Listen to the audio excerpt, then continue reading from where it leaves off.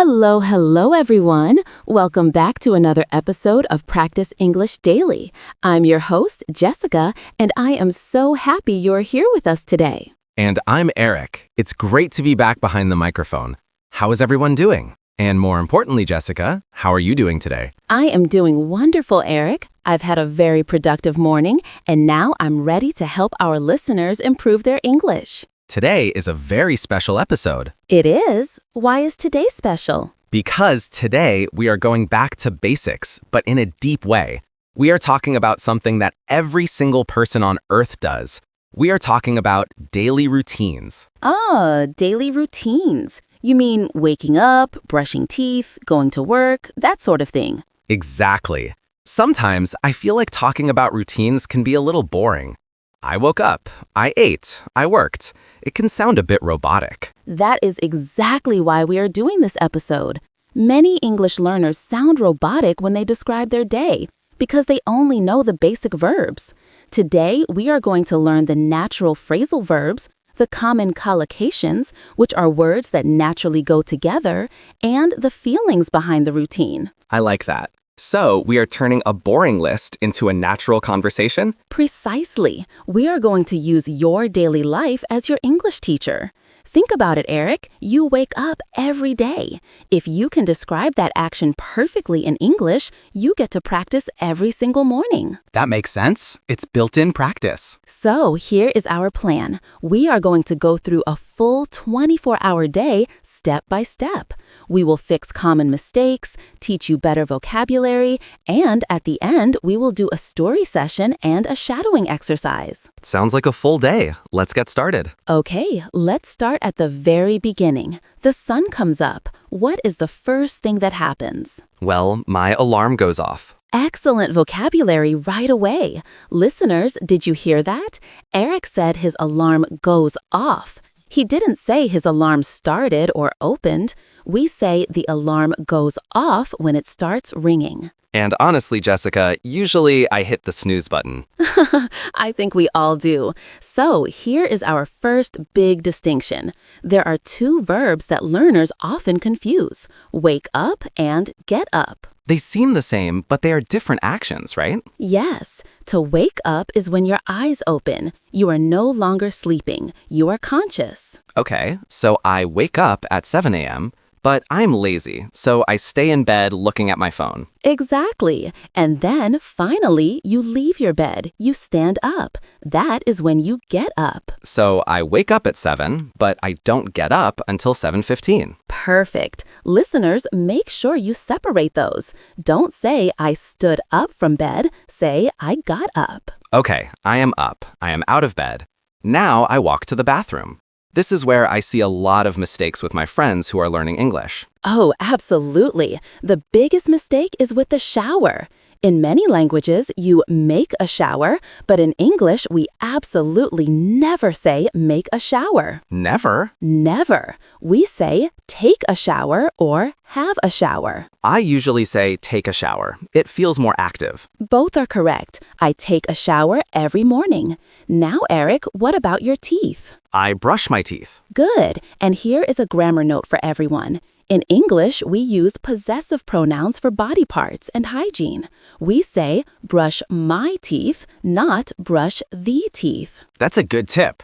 In Spanish, for example, you often use the, but in English, it's always my teeth, my face, my hair. Correct. So you wash your face, you brush your teeth. Now you are clean. What is next? Now I need clothes. Right. We have two main phrases here: get dressed and put on. What is the difference? Generally, get dressed is the general activity. It means you are changing from pajamas into day clothes. For example, I need 10 minutes to get dressed. And put on? Put on is used for specific items. You put on your shirt, you put on your socks, you put on your shoes. Okay, so I cannot say I get dressed my shirt. No, that is incorrect. You get dressed, period, or you put on your shirt. Got it. That is a very common mistake I hear. Okay, I am dressed, I smell good, I am awake. Now, I need coffee. The most important part of the morning. How do we describe making coffee? You can say make coffee, brew coffee, or just get some coffee. If you eat food, we usually say have breakfast or eat breakfast. Is there a difference? Not really. Have breakfast sounds a little softer and more natural for a routine. I usually have breakfast at 8 o'clock. I actually skip breakfast usually. I just grab a coffee. To grab a coffee is a great phrase. It implies you are doing it quickly or perhaps buying it on your way out. Okay, so quick review of the morning. Alarm goes off. I wake up, open eyes. I get up, leave bed. I take a shower. I get dressed. I have breakfast or grab a coffee. Perfect. You are ready to leave the house. Now we enter the transition phase of the day. This is called the commute. Commute. C-O-M-M-U-T-E. Can we define that? Yes, your commute is the journey from your home to your work or school. It can be a noun, my commute is long, or a verb, I commute by train. This is usually the most stressful part of the day for people. It can be. Let's talk about how we get to work. This is where prepositions, those little words like in, on, at, cause a lot of headaches. Oh boy, prepositions are hard. Let's make it simple. If you are in a private vehicle, like a car or a taxi, we usually say you are in the car. I am sitting in my car. But if I am on a bus, If it is public transportation where you can stand up and walk around, like a bus, a train, a subway, or a plane, we use on. so I am in my car, but I am on the bus. Exactly. Even if you are sitting down on the bus, you are still on the bus. That is a great rule to remember. Can you stand up? Yes? Then use on. Exactly. Now, if you drive, you might encounter traffic. I hate traffic. We often use the phrase stuck in traffic. It means you are trapped, you cannot move fast. Sorry, I am late, I was stuck in traffic. That is a good excuse to learn. Another common verb here is to catch transport. You catch the bus or catch the train. If you are too late, you miss the bus. So, I leave my house, I walk to the station, and I catch the 8:30 train. Perfect. And finally, you arrive. We usually say get to work or get to school. Why not arrive at work? Arrive is correct, but it sounds a bit formal. In casual conversation, when do you get to work is much more common. Okay, so I get to work at 9 a.m. Okay, we are at work or at school. The day has officially begun. What are some good verbs for this time? Well, generally, we start work. You might check your emails, you might attend a meeting. Notice Jessica said attend a meeting, not go to a meeting.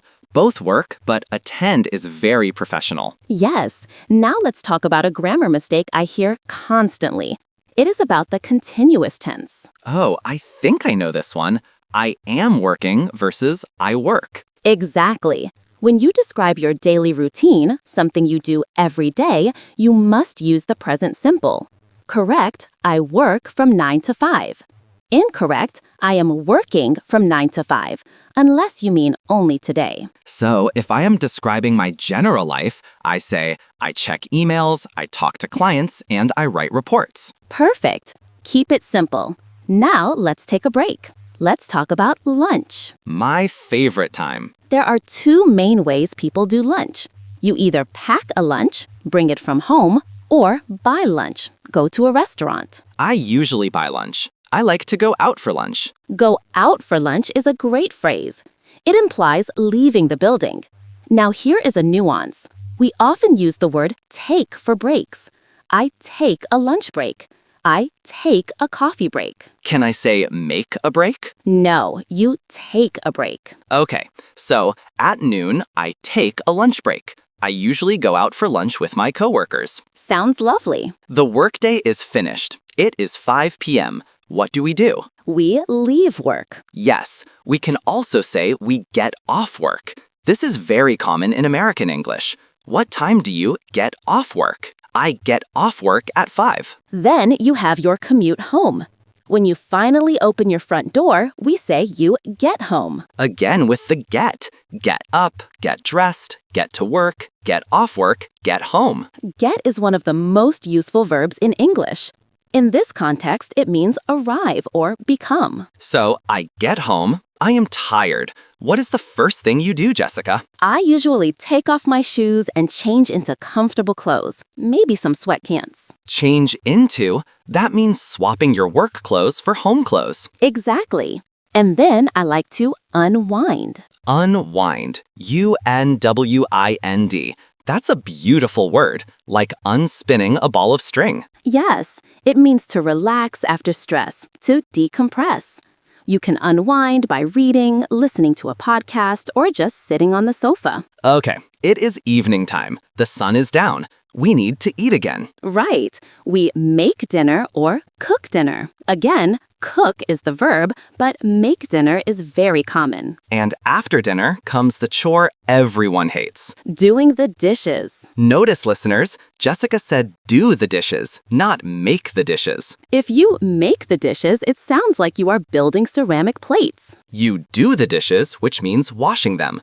Or, if you are lucky, you load the dishwasher. I love my dishwasher. After the chores are done, most people have free time. We often call this downtime. What do people usually do? I watch TV, I scroll through social media, I hang out with my family. Hang out is a great phrasal verb. It means to spend time relaxing with no specific goal. Finally, it gets late. You look at the clock, it's time for bed. Do we just say go to bed? You can, but usually there is a process. We say get ready for bed. This includes locking the doors, turning off lights, and brushing teeth again. And then? Then you get into bed. You might set your alarm for the next day. And finally, fall asleep. Yes, go to sleep is the action of trying to sleep. Fall asleep is the moment your brain actually shuts off. I went to bed at 11, but I didn't fall asleep until midnight. Perfect sentence. Okay, listeners, we have covered a lot of vocabulary. Wake up, commute, get off work, unwind. It's a lot to remember. It is. So to help you put it all together, I am going to tell you the story of my typical Tuesday. I want you to just listen. Don't worry about every single word. Just try to follow the flow of the day. Are you ready, Jessica? I am ready. Here is my daily routine. My alarm usually goes off at 6:30 a.m. I don't like mornings, so I hit snooze once, but I finally get up around 6:45. The first thing I do is make the bed because it makes me feel organized. Then I go to the kitchen to brew some coffee. I can't function without it. While the coffee is brewing, I take a shower and get dressed. I usually put on casual clothes because I work from home sometimes. I have breakfast, usually just yogurt and fruit, while I check my emails on my phone.